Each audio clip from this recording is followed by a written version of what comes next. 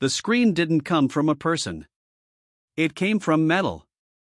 A sharp, tearing shriek cut through the morning fog as something heavy snapped near the tree line. I froze on my porch, coffee mug hovering inches from my lips, listening as the sound echoed again, steel giving way. Someone was cutting my fence. I didn't rush. Panic is loud, and loud gets you hurt. I set the mug down slowly, clipped the radio to my belt, and spoke just loud enough for the mic to catch. Positions. Behind the barn, shadows shifted. 6 of them. Low to the ground. Silent. Watching. My land sat just outside Whispering Pines, an HOA neighborhood obsessed with rules and appearances. Identical houses. Identical lawns. Identical smiles that hardened the moment you stepped out of line. I'd bought this property years ago because it was outside their reach, grandfathered land, legally untouchable. That fact bothered one person more than anyone else. Carol Whitmore. HOA president. Clipboard queen.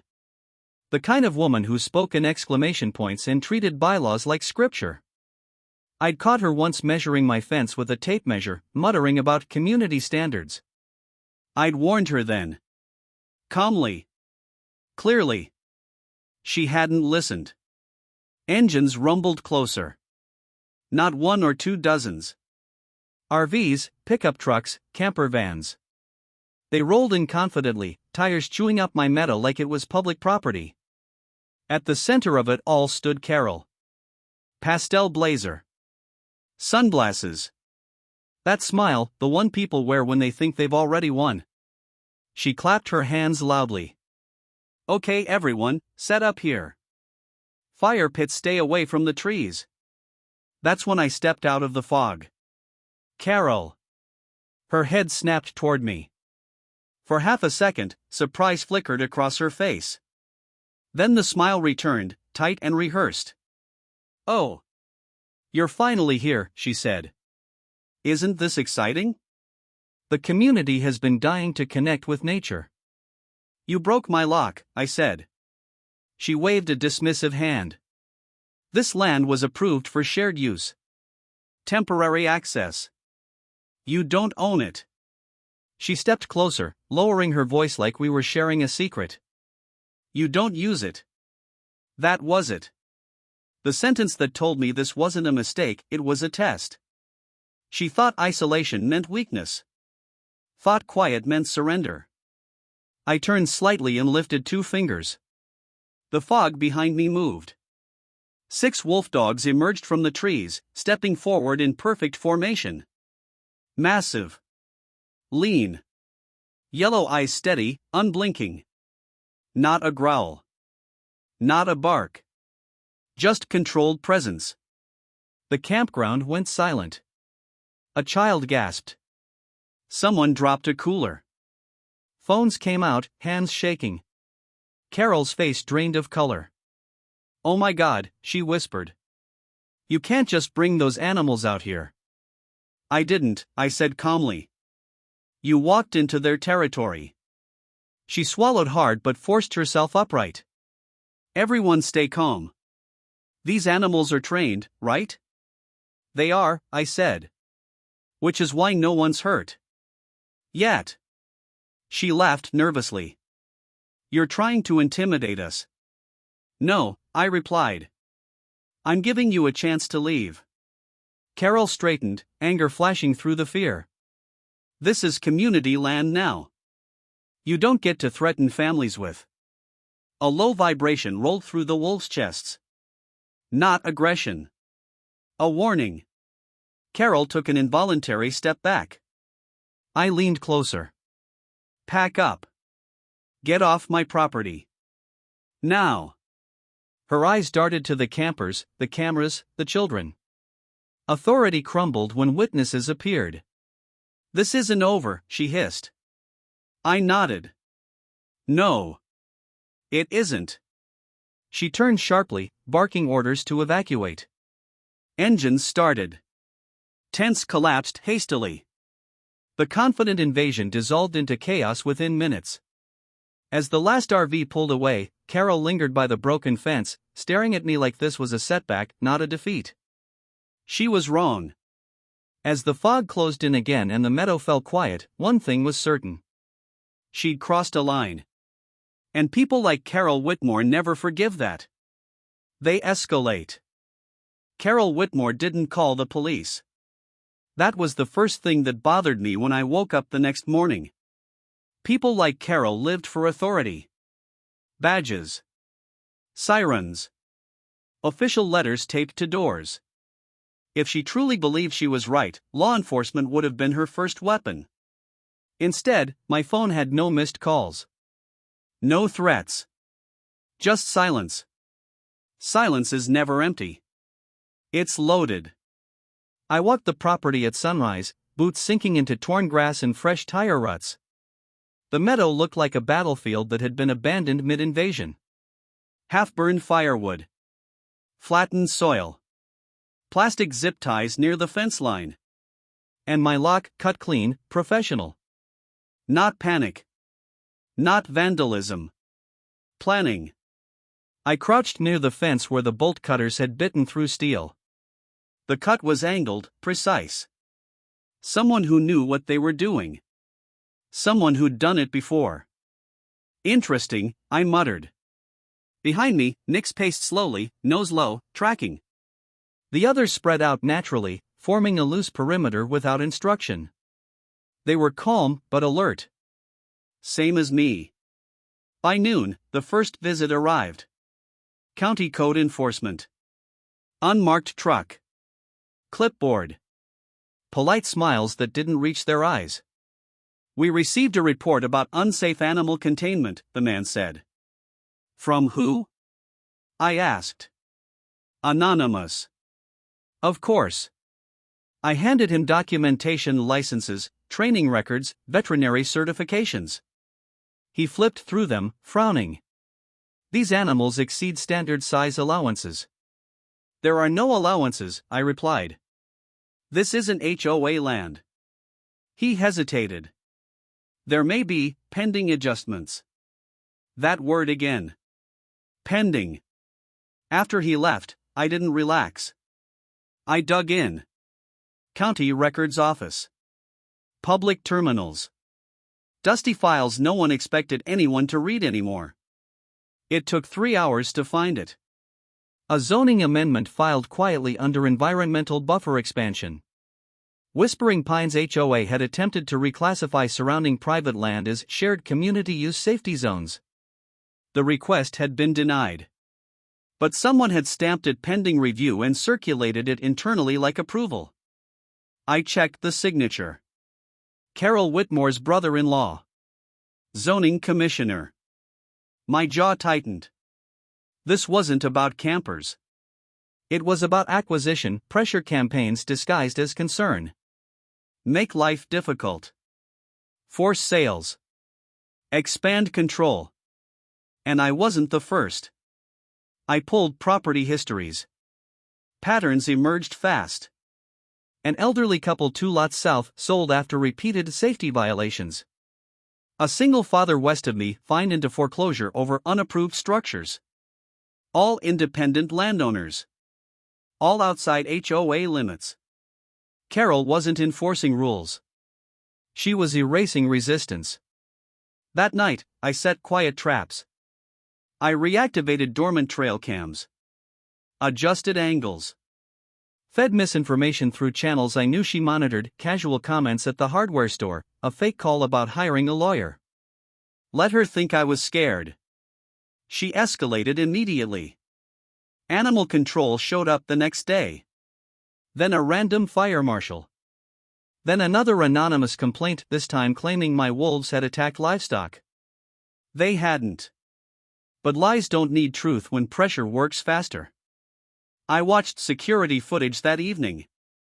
Carol's SUV crept past my gate after dark. Slowed. Stopped. She got out. She stood at the fence, staring into the darkness, jaw clenched. Talking on her phone. She's not backing down, she said. Then we push harder. The audio was crystal clear. That was the moment she crossed from nuisance to threat. 2 days later, the invitation arrived in my mailbox. Cream-colored paper. HOA seal. Emergency Community Safety Assembly. Public forum, live-streamed. Mandatory attendance requested. She wanted the narrative. She wanted witnesses. She wanted to bury me publicly. I smiled for the first time in days. Public was exactly where predators like Carol made mistakes. I packed a small black case that night: documents, recordings, photos. Evidence stacked neatly, waiting. As the wolves settled into their night patrol, Nick stopped near the tree line and stared into the darkness longer than usual. Ears forward. Body tense. Something was still moving out there.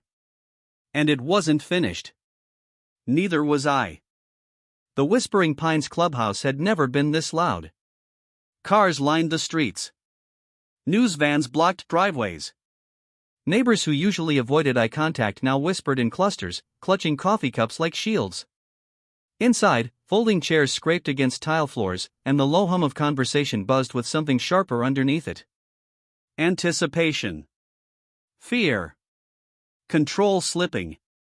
Carol Whitmore stood at the front of the room, framed by a banner that read "Community Safety First."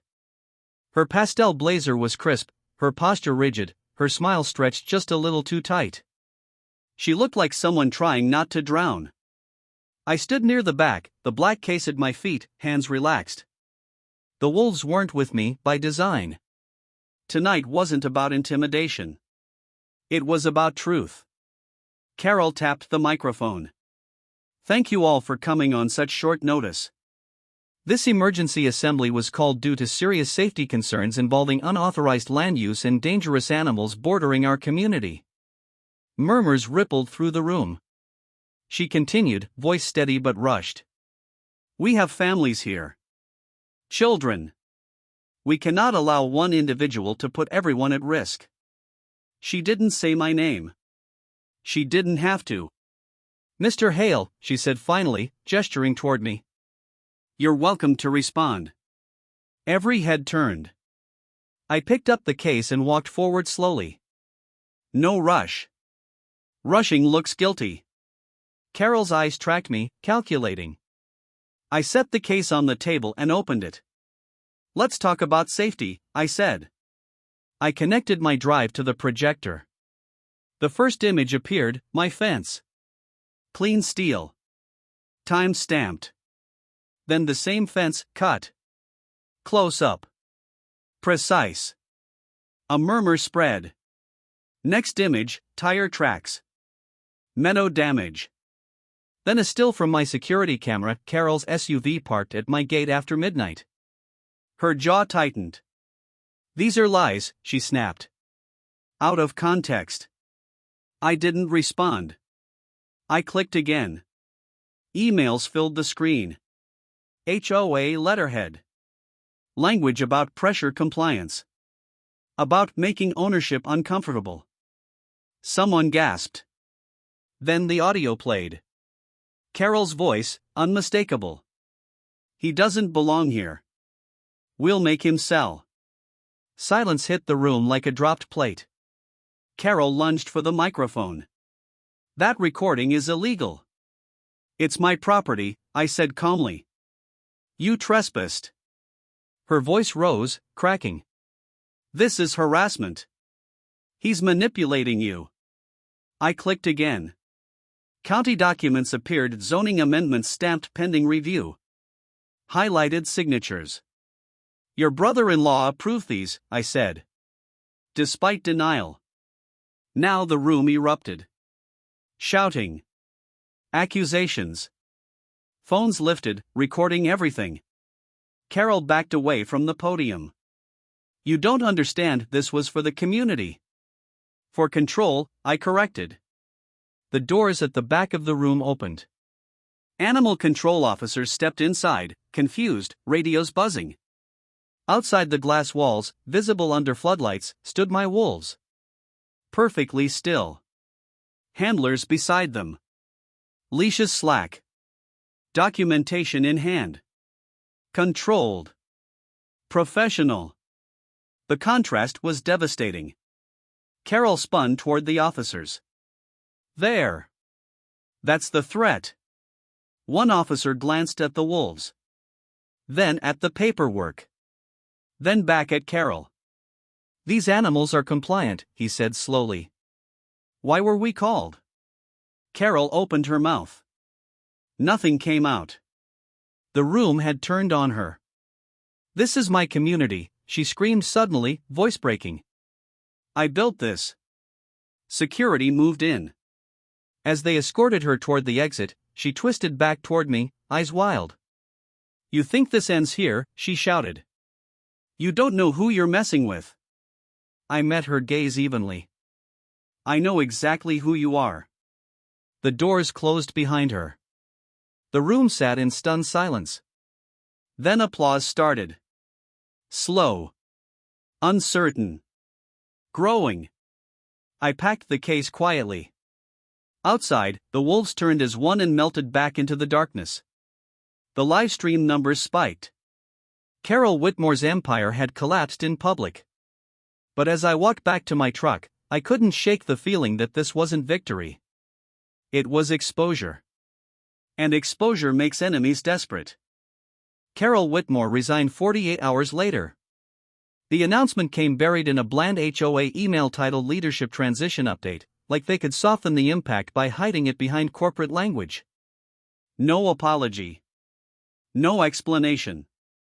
Just a promise to restore trust within the community. Trust doesn't restore itself.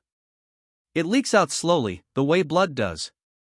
By the end of the week, the zoning commissioner, Carol's brother-in-law, had stepped down for personal reasons. County officials launched a quiet investigation. Files disappeared from public terminals. Others suddenly reappeared, heavily redacted. The machine was protecting itself. I stayed home. That surprised people. Neighbors began driving past my gate more often. Slowing. Waving. Some stopped to talk for the first time since I'd moved in. An older woman brought cookies and apologized for believing the rumors. A father thanked me for standing up to bullies. Their voices were sincere but cautious. Like people learning a language they'd never been allowed to speak before. The meadow healed slowly. Grass flattened by RVs began to rise again. Ash washed away with rain. Tire hookup marks faded. Nature had always been patient. It didn't panic when something ugly passed through. I envied that. One evening, Tom came by. Retired ranger. Closest thing I had to a neighbor who understood quiet. Looks peaceful, he said, leaning on the fence beside me. It is, I replied. He studied the tree line. You don't look convinced. I don't believe in sudden endings. He nodded. Neither do people like her. The wolves patrolled as the sun dipped below the trees. Controlled. Calm. Always watching. They didn't relax just because the threat had changed shape. Neither did I. A settlement offer arrived the following week. Confidential. Generous. A polite request that I avoid future public statements. I declined. Silence can be bought. Truth can't. That night, fog rolled in heavy, thicker than usual. Sound dampened. The kind of fog that makes distance meaningless. The wolves slowed their pacing, instincts sharpening. Nyx stopped. She stared into the woods beyond the eastern boundary. Ears forward. Muscles tight. Not alarmed. Focused. I followed her gaze. Nothing moved. Still, every instinct I had screamed that something was there. My phone vibrated in my pocket. No number. Just text. You defended your land well. I didn't respond. Another message came seconds later. Others didn't. Others won't. I scanned the tree line again. The fog swallowed everything beyond 10 yards. Whoever sent it didn't want a conversation. They wanted acknowledgement. I deleted the messages and powered the phone down. Power is like entitlement, it doesn't vanish when exposed. It adapts. It looks for quieter paths. Smaller conflicts.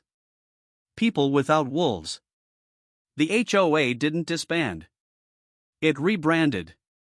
New leadership. New language. Same instincts, better trained. Carol disappeared from public view. No interviews. No statements. No closure. That bothered me more than if she'd fought back. Weeks passed. The world moved on. But one morning, I found fresh footprints near the fence line. Not campers. Not neighbors. Someone had been watching. Measuring. Testing. Nick sniffed the ground and growled low, not threatening, but warning. I reinforced the perimeter. Updated the cameras. Changed routines. Preparation isn't paranoia when patterns repeat. On a clear night, I stood on the porch, coffee steaming in my hands, watching the wolves settle into their patrol routes. They didn't fear the dark. They respected it. I finally understood why Carol hated them so much. They couldn't be pressured. They couldn't be shamed. They didn't mistake quiet for weakness. And they never forgot a boundary. Somewhere beyond the trees, someone else was learning the same lesson Carol had. That land doesn't belong to the loudest voice. It belongs to those willing to defend it. And this time, I wouldn't be the only one watching.